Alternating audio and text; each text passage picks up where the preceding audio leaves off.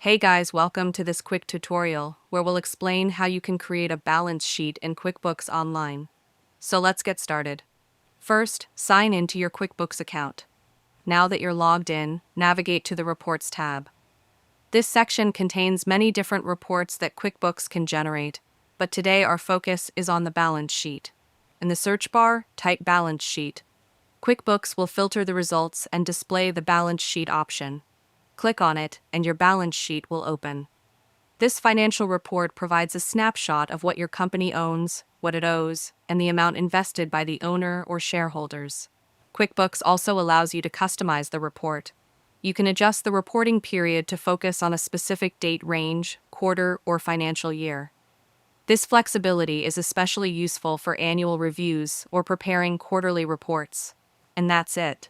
With just a few clicks, you've successfully created a balance sheet in QuickBooks Online. This powerful report helps you understand your business's financial health and make informed decisions moving forward. Remember, the more familiar you become with these features, the easier it will be to manage your finances. Take some time to explore other reports as well to get a complete picture of your business performance. And that's it. If you found this video helpful, consider giving it a like and subscribe.